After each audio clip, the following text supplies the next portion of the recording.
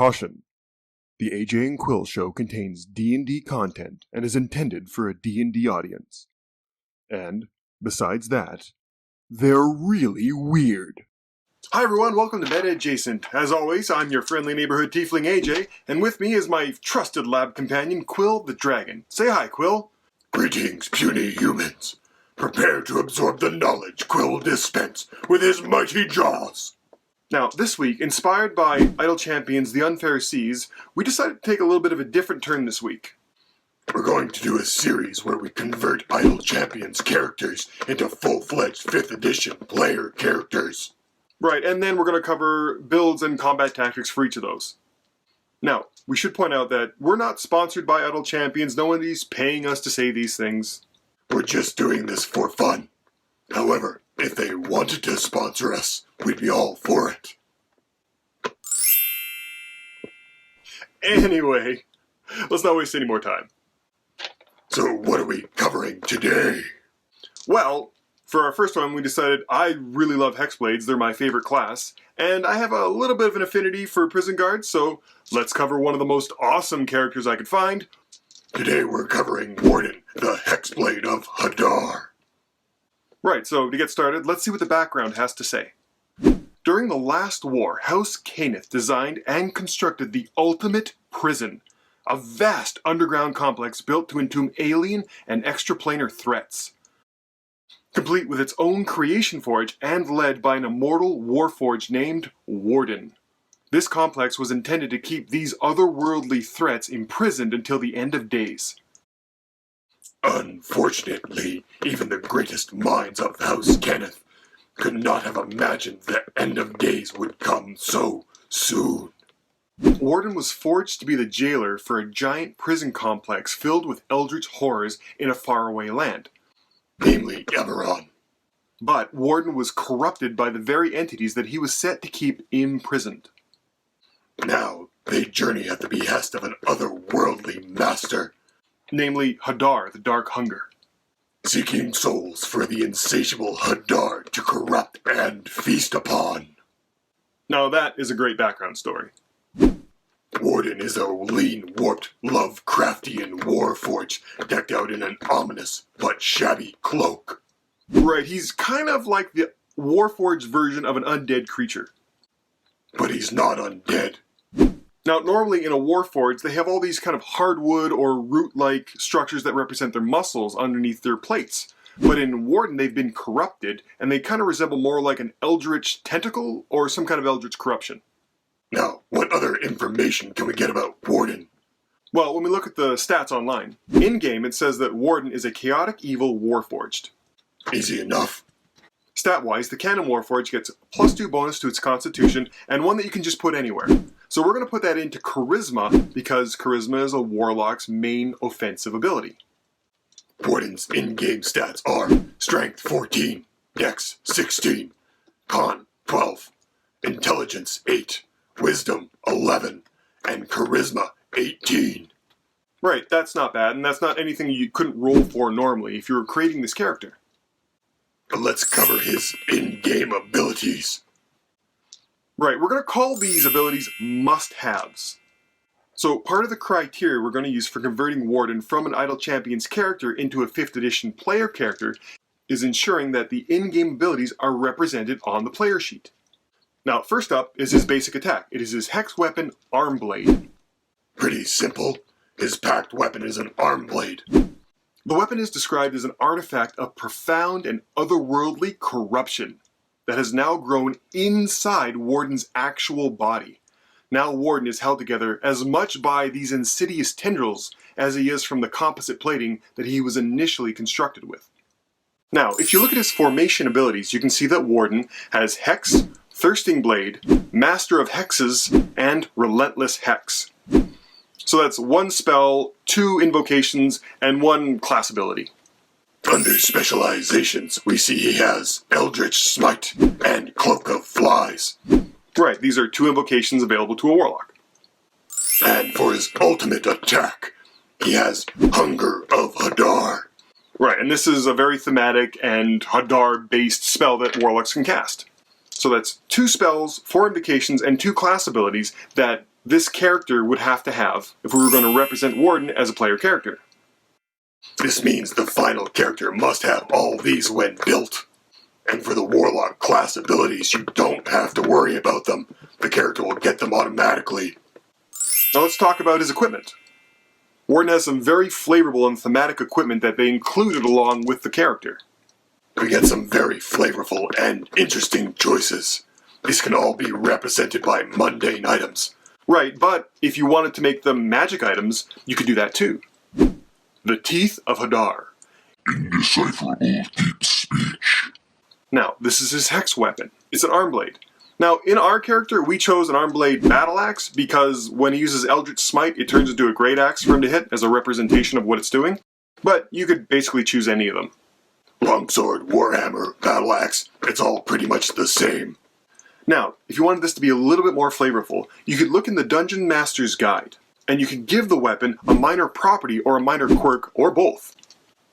We chose the Guardian minor property and the Muttering quirk. Right, for us these felt thematic and appropriate for the character, and pretty fun. The Aegis of the Void. Eldritch runes have been carved across the face of this shield. Now clearly this is a shield. Right, but it kind of looks like it's attached if you check out right here. Perhaps it acts just like an arm blade. When Warden isn't using the shield, he can absorb it back into his forearm. Right, but this is more flavor than anything. The Amulet of Episcophe. Her blood is creation. Now, who exactly is Biscathis? We'll have to ask our resident lore expert, Quill the Dragon. Quill? Biscathis is the Blood Queen. She's an elder evil and the creator of all aboleths. She's described as a huge aboleth without any tentacles and blood-colored mucus. From her blood, the eldest, an aboleth of great power, was spawned. Right, and more on the eldest in a sec. It comes up again. Now it's pretty clear this is an amulet. You can purchase one for 5 gold pieces. Right, but if you wanted to make it a little bit more magical, if you look at the common magic items, you can see something called a Dark Shard Amulet that only Warlocks can use. This seems like an accurate representation of what this would be and be able to do. So if you want to use one, go for it. The Codex of Pandorum. Knowledge without limits? How enticing. Now, these are really flavorful, but who exactly was Pandorum? Pandorum, also known as the God Slayer, was an elder evil. Right, it resembles kind of like a huge sphere of annihilation if you're familiar with that magic item. Pandorum was from the space between planes. Right, explicitly not the far realms, and this had to do with an alignment thing back in earlier editions. Pandorum's mind and body was split. Its mind sealed in a nigh indestructible crystal prison that was split into shards, fracturing its mind. Right, and this is probably why you see this book encrusted with all these crystals. But basically it's a book. Right, and that's easy enough to purchase from the standard equipment. Talisman of Shadow. There is truth in shadow. This kind of looks like an arcane rod to me, possibly a rod of the Pact Keeper, but you could just make it a basic arcane focus if you wanted. The Mantle of Zifu. May the soaring city return once more. Now what is Zifu? It was a city in the Forgotten Realms ruled over by the Eldest. Now, the Eldest was an aboleth of massive size, incalculable age, and unconceivable malignancy. This was essentially the realm's version of Cthulhu. Now, Zifu was called the Soaring City. It's an ancient, mobile aboleth city from the far realms that existed on Abertoril since prehistoric times. Right, it was a massive glyph-scribed obelisk that floated in the air. With tentacles sprawling its walls wrapped in an eternal storm. Now, this is a cloak or a robe, however you want to flavor it. You can purchase one from the basic equipment. However, if you decided you want it to be a magic item, something like a mantle of spell resistance, a robe of stars, or a portable hole would all suit this just fine. If you're in a bit of a higher level campaign, you could make this a robe of the Archmagi. Or a displacer cloak. Now, really cool equipment, really flavorful, really packed full of story. I approve. Now that we've covered that, let's look at the background we would give Warden. Inside the 5th edition Player's Guide, you can create a custom background. It's right there in the rules. And that's what we did. We used the Sage background features and personality traits, but we created a custom background for Warden. Now, in the Sage background, for personality, we chose, I'm horribly awkward in social situations. Under Ideals, we chose, no limits. Nothing should fetter the infinite possibility inherent in all existence.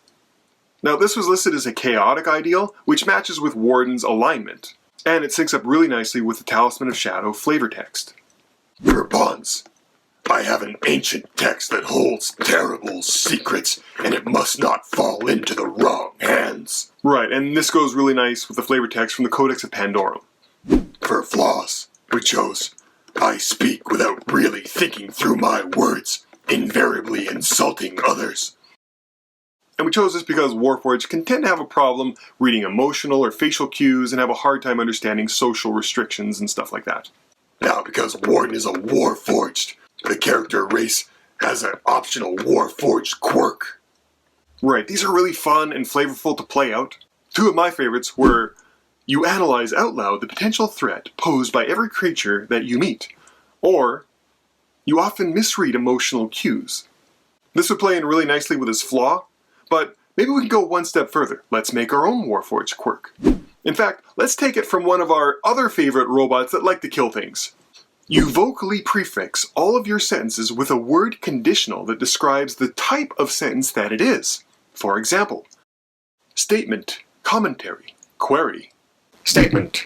I am most eager to engage in some unadulterated violence. At your command, of course, Master. Mockery. Was your central processing unit damaged in a fall? Warning. Touch the Master's blade and lose an arm. Meat sack. Wait, did you just call us a meat sack? Reaction. Did I call you a meat sack out loud?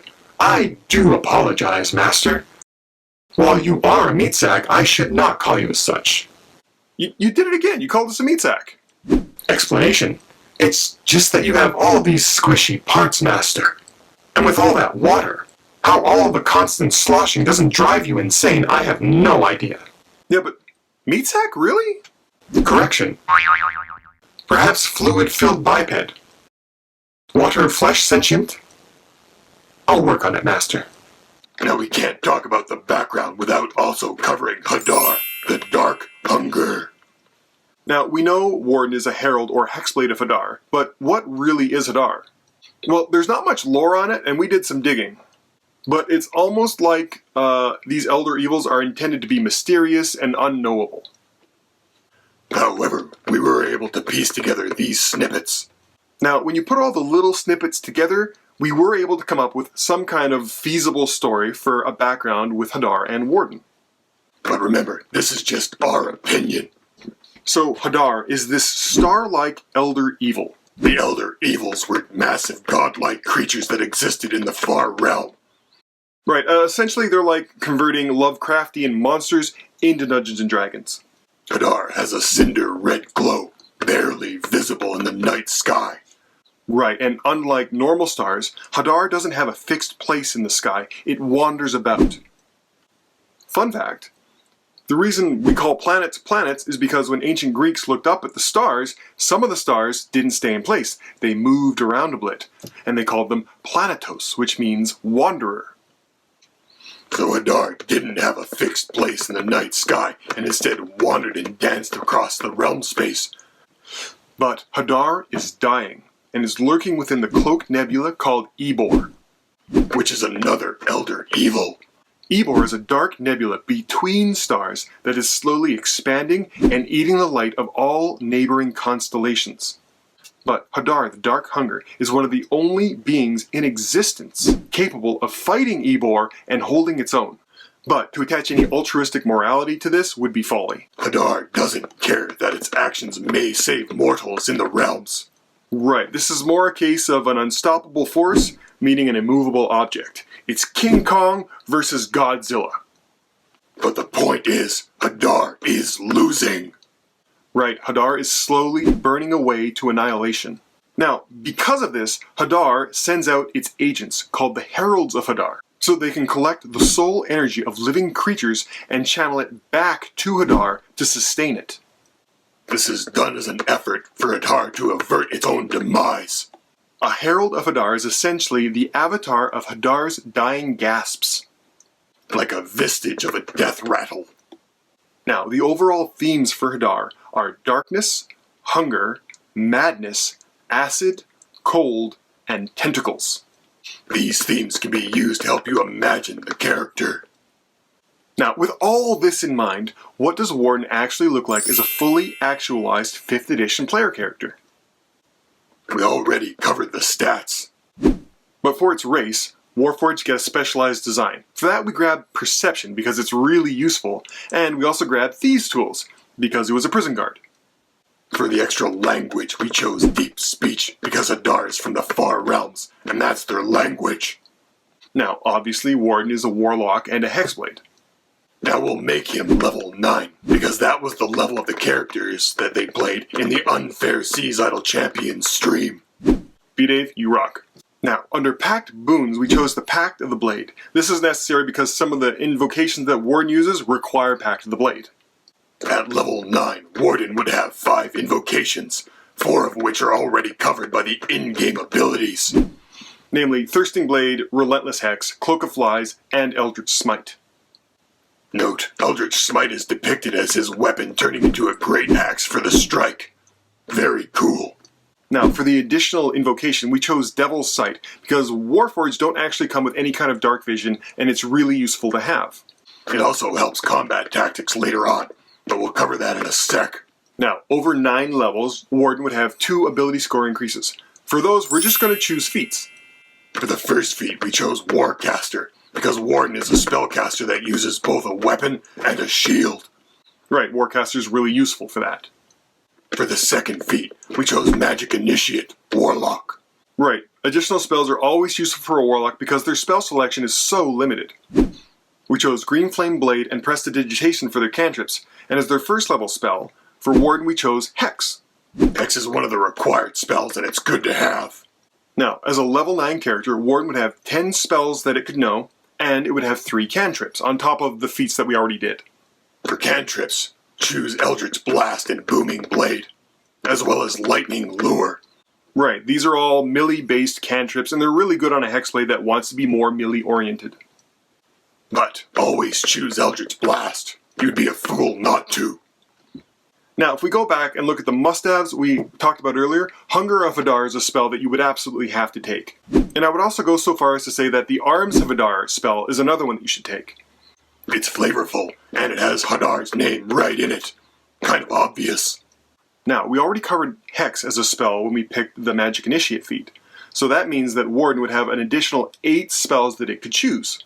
Some must-haves in this list would be Armor of Episcophe, Hellish Rebuke, and Darkness. Right, these 3 spells will all increase your ability to do melee combat, and we'll show you that in a sec. Now let's cover tactics. Now if we look at the ability profile for most Warlocks, we can see that they fit really nicely into the DPS caster ability profile. But Warlocks get a feature called Hex Warrior at level 1. Essentially, this lets them substitute their charisma as their primary offensive ability when using weapons as well. Right, it's their primary spellcasting ability, and they're also able to use it for melee attacks with their Hex weapon. As such, this adjusts a Hexblade so that it can function as either a tank, a hit-and-run DPS fighter, or a skirmisher easily. Right, and that largely depends on your primary defensive ability. Now, if we look at Warden's stats, we can see that he would ideally function best, in this case, as a hit-and-run DPS fighter when engaged in melee. Similar to a rogue or a monk. And that's mainly because Warden doesn't have the constitution to be able to be a tank or a skirmisher. Now, this style of combat on a Gish character is going to be what determines its spell selection. Some standouts for this fighting style are Armor of Episcophe, Hellish Rebuke, Sickening Radiance, Far Step, Darkness, Synaptic Static, Vanishing Smite, and Shadow of Moil. Now, picking these spells isn't absolutely necessary, but they're really going to help you in combat. Now, general tactics for a hit-and-run DPS fighter. They're mobile, melee weapon users that defend themselves by avoiding damage. Right, you're not a tank. You're not going to stand there and take damage because you're not equipped to do it. Your main job is to move around the battlefield and engage with key opponents and to strike them for maximum damage. Then to leave so as to avoid any prolonged melee engagements. Now, we know that's a mouthful, but this is basically hit and run. They run in, they hit, and they leave. Rinse and repeat. If you can, before combat actually starts, you're going to want to try to cast Armor of Episcophe on yourself. This is going to help with your action economy once combat starts. If you can't, then cast Armor of Episcophe on yourself during the first round of combat with your action. Then use your bonus action to cast Hexblade's Curse, or Hex, on the big bad evil guy. Or really any key opponent, such as healers or like really annoying spellcasters. After you do these things on your first round, you're going to use your movement to position yourself in the best possible spot in combat. Now where is that? I'm glad you asked. Basically, it's half your movement speed away from the front line where the bulk of the melee combat is. And that's usually where the tank's going to be. From there, use half your movement speed to get into melee range and attack. Now, you have a tactical choice here.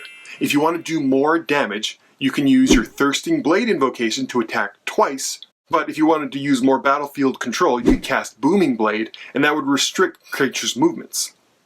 The choice is up to you. Generally, you'll want to use Booming Blade, but if you can finish a creature off, then use your Thirsting Blade's second attack. Now, something to note, though, is that if you can get the creature to trigger the secondary damage off of Booming Blade by moving, it will do just as much damage as attacking twice. So make a judgment call. Now, with this in and out style of combat, you're generally going to want to use Booming Blade instead of attacking twice because it discourages the target from following you, and it punishes them if they even try.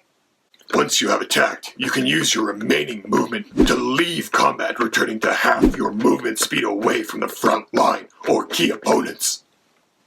Now, unlike most hit-and-run style damage dealers, you actually want to trigger opportunity attacks. That's why the mobile feat and things like Sentinel aren't really as useful on a Hexblade. Getting hit in combat is actually one of the ways Hexblade and Blade Pact Warlocks in general deal damage. Right, they're kind of masochists this way. They like getting hit and they like punishing people. Spells like Armor of Episcophe and Hellish Rebuke allow you to do damage on another creature's turn if they hit you with an opportunity attack. Right, and this is a huge bonus to your action economy.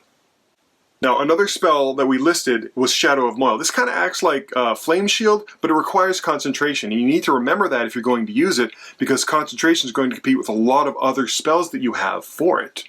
Like Hex, Darkness, or Hunger of Hadar. So generally you can repeat these in and out style combat tactics either until the creature is dead or you run out of spell slots. You need your spell slots to do damage.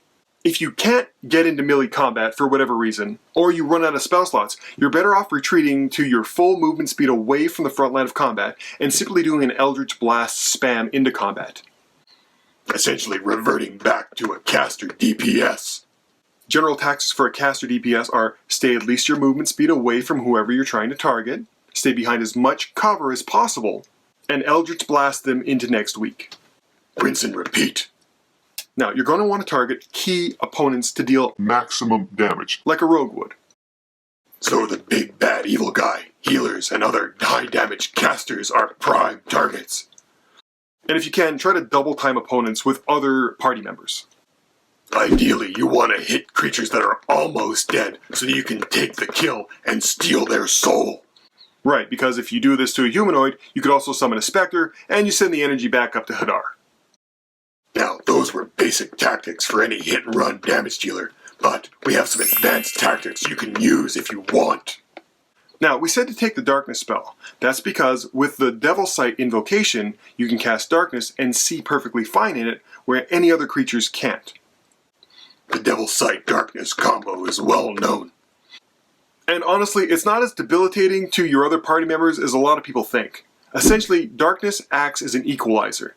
Everybody gets advantage because nobody can see them, and everybody has disadvantage because they can't see anybody else. So everything's a straight roll, unless you have Devil's Sight and you can see perfectly fine. Then you have advantage on all your attacks, and anybody attacking you has disadvantage. You can cast Darkness on your own weapon at the start of combat. Right, and since this is an in and out style of combat, where you go in, do your stuff, and then leave, you're not really going to interfere with any of your other party members trying to attack those same creatures. Now, something to keep in mind is that if you're using this Devil's Sight Darkness combo, you won't be triggering opportunity attacks, and that's really how you do a lot of your damage. So you should use this if you're attacking a creature that has, say, a very high AC and you need the advantage, or if you're out of spell slots. Or if you need to mess up casters that require line of sight to target you. Something fun though is if you use Booming Blade inside this darkness, it'll actually prevent that creature from leaving the darkness. Unless it wants to take the damage, of course. Now, the Hunger of Hadar is a really cool and really flavorful spell. It blocks line of sight, and it counts as difficult terrain when you're in it. Also, creatures that start their turn in the area of this effect, and creatures that end their turn in this area of effect, all take damage. So, you can use Booming Blade to keep creatures in the area of effect, or take more damage. Right, and you can also use things like Lightning Lure or Repelling Blast to push or pull them into these area of effects. Now, something thematic and really cool to think about is that the area of effect with a Hunger of Hadar spell doesn't count as magical darkness, it's a magical void. Essentially, it counts as a nothing. So your Devil's Sight doesn't actually see through it. Now, when should you use this spell? If you need to block line of sight or restrict access to the battlefield, or if you look at the targets in the area of effect table that you can find in the Dungeon Master's Guide, it says that if you can get at least 4 creatures inside the area of effect, then it's worth casting this spell. Thunder's Step is a great oh shit spell to bug out of melee. Right, it essentially turns you into a teleport bomb. And if we look at our friend, the targets in area effect table, you can see you would want to try to get at least 2 creatures in the area of effect of the thunder damage. Now, creatures that you curse with your Hexblade's curse will trigger a critical hit on a roll of 19 or 20 on a d20. Now, if you combine this with Eldritch Smite, we're going to make a standing decision. This is one of those things that you just do automatically so you don't have to think about it. So, standing decision, whenever you roll a crit, you will automatically Eldritch Smite that same creature. This is a good rule of thumb. However, don't do this if you're pretty sure you could kill the creature with a regular attack. Right, if the regular crit will probably kill off the creature, don't bother doing this. But if you're not sure, then overkill is always a great option. Cloak of Flies does additional damage to creatures in melee with you. Right, and there's really no reason not to have this up all the time, unless you're trying to do a social thing where you're trying to persuade or deceive somebody. Although beware of friendly fire. Hadar doesn't care if it's a friend or a foe, it's just going to take your soul. Hands of Hadar. It's a great spell when you're surrounded and need to escape from multiple melee opponents. And if we check the targets and area effect table in the Dungeon Master's Guide, we can see you would want to get at least 2 creatures inside the area of effect for this spell. Right, but if you can get more, by all means.